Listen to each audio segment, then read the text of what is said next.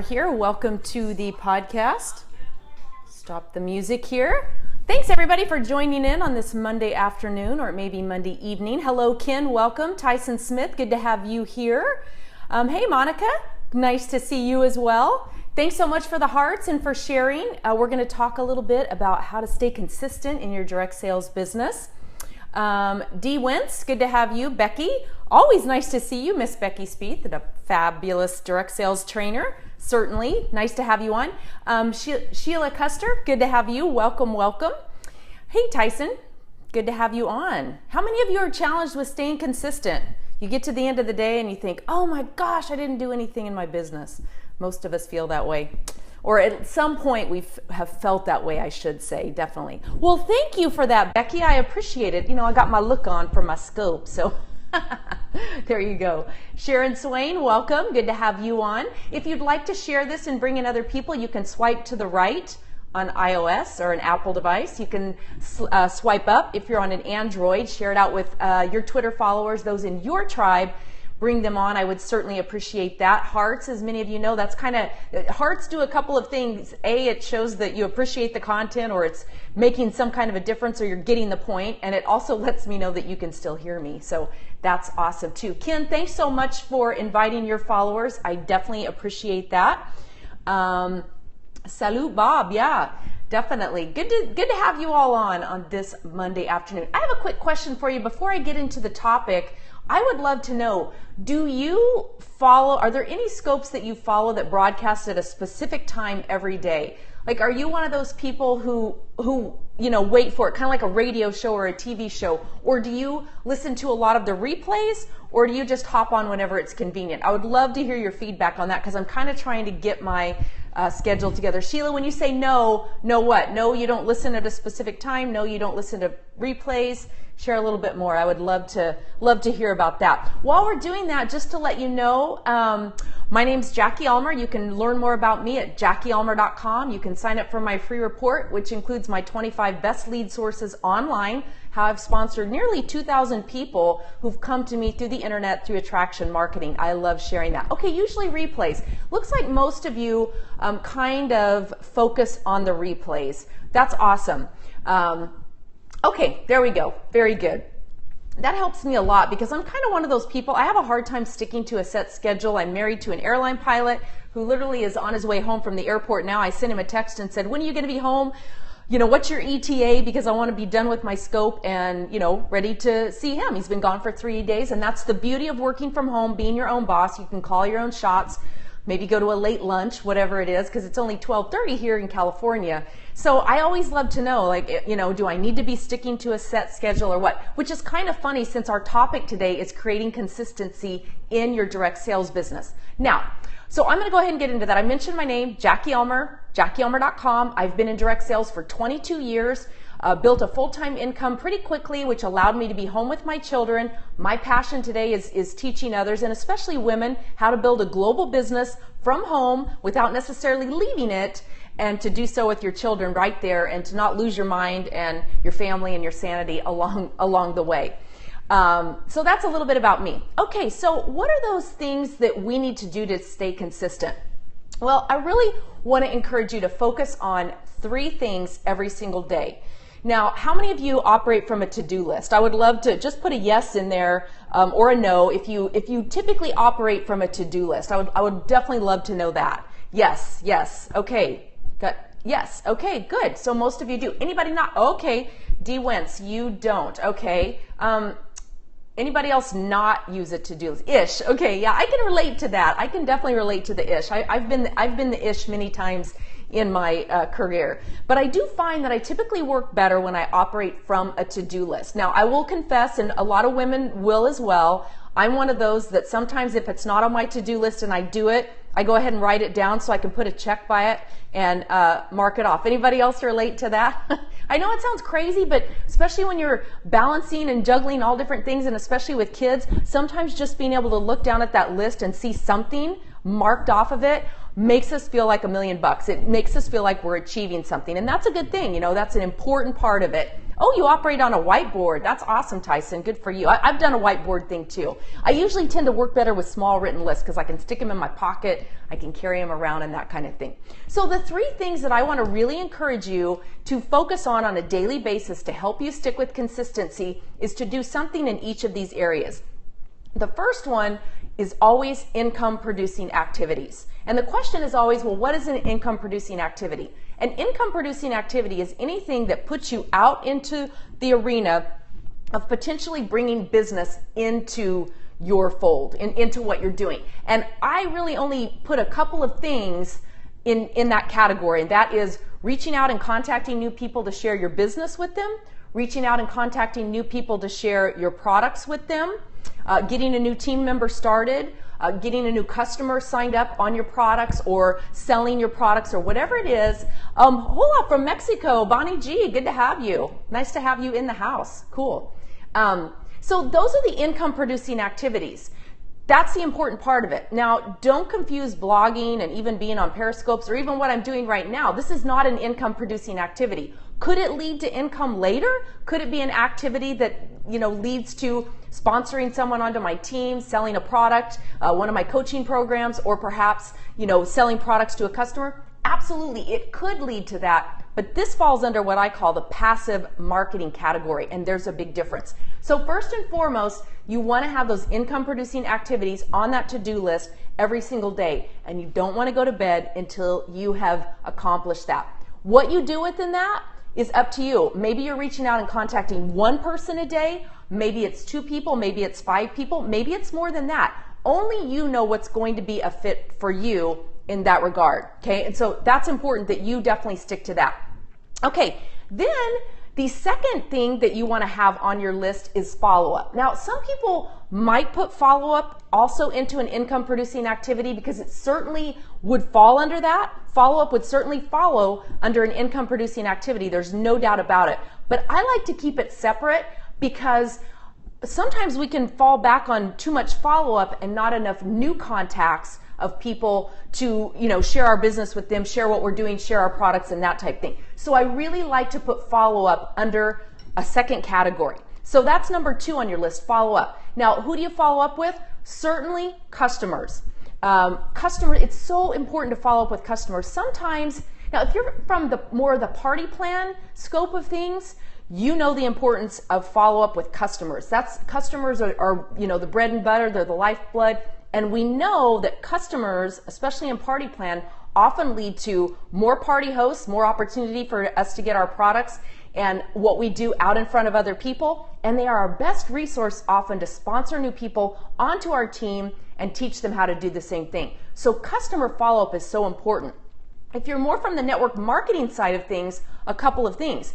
A, you may not be super focused on customers, although I really want to encourage you to create a customer model within your own business for security, for income, and again, for a great way to bring people onto your team. I know in network marketing, very often we come from a personal consumption model, which means we get on an auto ship, we use the auto ship, we give it away, we sample it out, whatever, and we don't focus on actually selling our products and getting them out into the marketplace. Hola, Peace Man, good to have you here. But it's an important part of it, and I believe that we're going to see more and more companies go to an emphasis on the customer model, especially in light of things that have happened over the last year with a big network, a nutritional network marketing company basically getting shut down by the FTC and really losing their momentum. And I don't know that they'll ever come back in the network marketing arena. You're living in Paris. That's awesome. Love Paris, one of my favorite cities, the city of love. So you want to incorporate customers into your business model because it really is one of the best ways to then sponsor people onto your team. When someone has a great product experience, they're more likely to tell others about it, and they come from a very natural way of sharing what they do. And we know that that's what this business is about. This business truly is about sharing and getting other people involved with our products and what we do and just sharing our story. And very often when we do that, it naturally leads to sales. When you can share very authentically and people can either see your results or see what you're experiencing, they want to be a part of that too. So that's a great way to build your business. So that's income producing, or that's step number 3. So I mentioned there's 3 things that you want to have on your daily to-do list in order to build a successful business, okay, in order to stay consistent with your direct sales business. The third one I like to bring in is social media and that more passive marketing type of thing. Now, why do I say that? Because just like I shared, here I am today, right now, this is more of a passive marketing idea, because I'm not actually directly contacting any one person and saying, hey, are you looking for an opportunity? Are you looking for my products? Are you looking for my services? That type thing. But I am creating content that goes out there on the social media platforms, which can ultimately bring people in. So I think that social media is a big part of what you want to do, and you want to stay consistent with your social media platform on a daily basis. Here's the nice thing about social media though.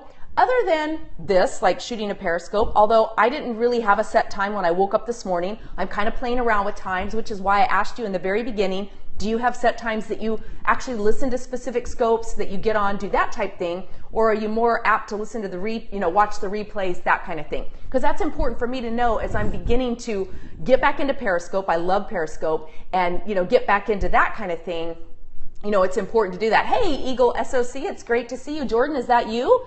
Yeah, I love being back on Periscope. I was a big scoper in the beginning, and then real life got in the way, and I traveled a lot and had a lot of fun, but I was really having a hard time consistently sticking to a scoping schedule, and so I kind of got off, but now I'm back in, committed, and loving it. So social media and consistency with social media is a big part of developing your brand, and thank you for that nice compliment. I appreciate that. It's a big part of developing your brand and attracting your audience to you, because just like this, I've sent this out on Twitter. Many of you shared this out on Twitter with your followers. I posted it in several Facebook groups. I posted it to my Facebook business page.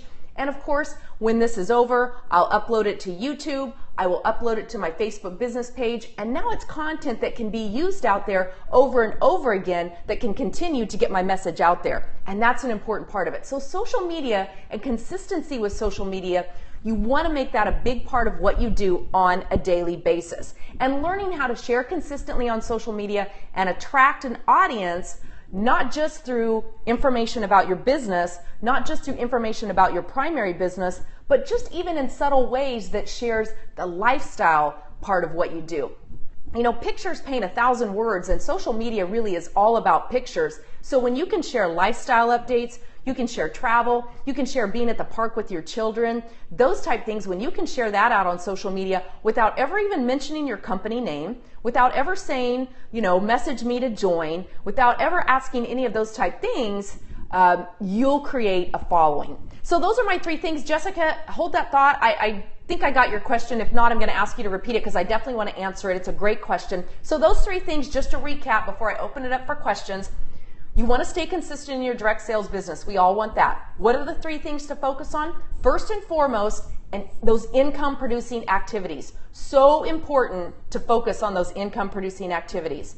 Number 2, follow up. Okay, that's an income producing activity, but I like to put follow up in its own category, so I make sure that I'm following up with customers and following up with prospects and following up with new team members, someone every single day.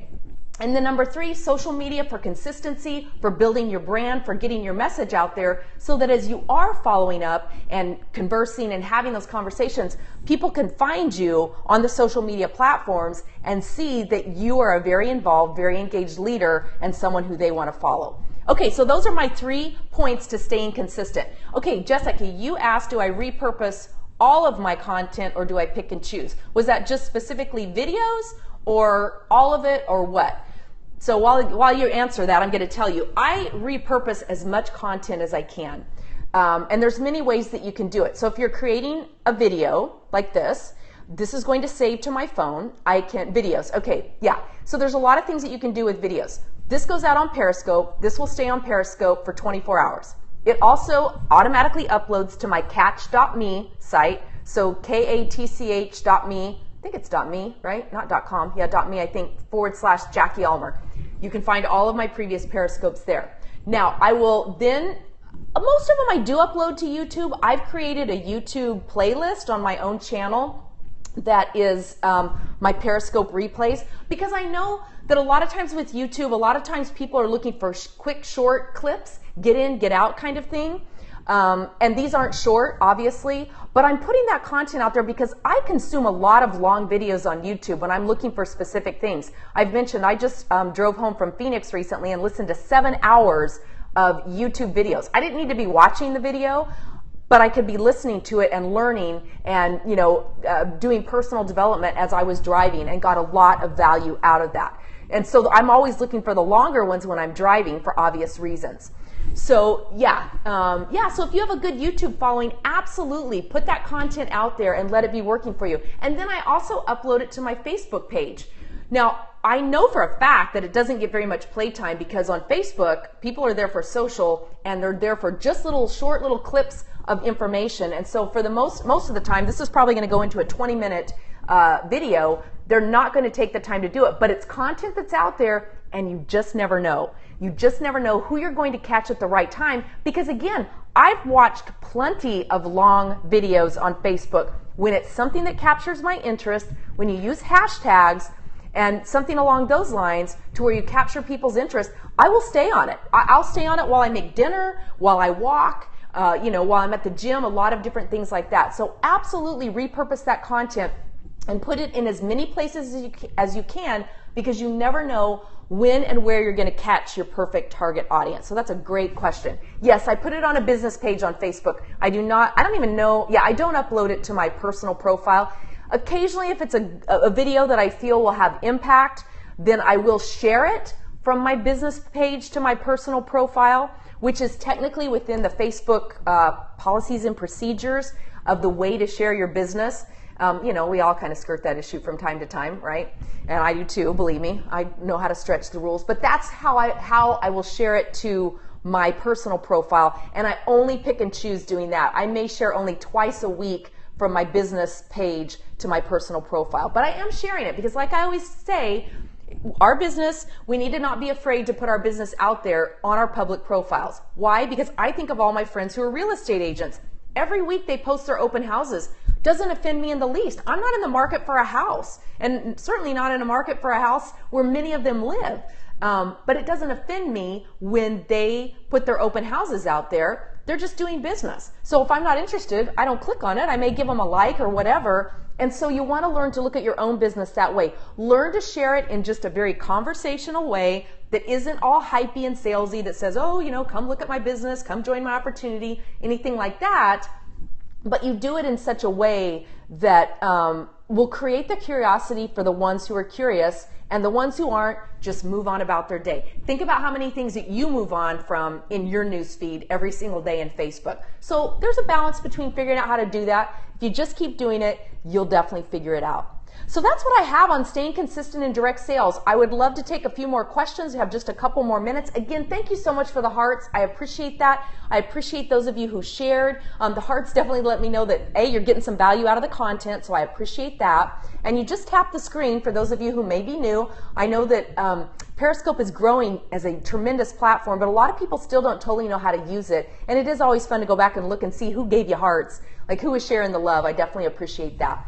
So that's it. I guess there's no other questions. Again, I appreciate you being here. I'm getting back in that consistent schedule, and I definitely appreciate those of you who shared your opinions, whether or not you listen to replays, whether you look for a specific time, or how I want to go about doing that. So thanks again. Enjoy the rest of your Monday. Make this an awesome week. And Jessica, thank you. And if you scope, let me know. Are you doing Periscopes now? Because I'm going to make sure I'm following you if I'm not. So just put a yes in there if you are. Yes, awesome. Well, I'm going to make sure when I get off that I follow you. If I'm not already, I might be, because I want to hop on and give you some love too. All right, everybody, have a great day. Thanks so much for being here.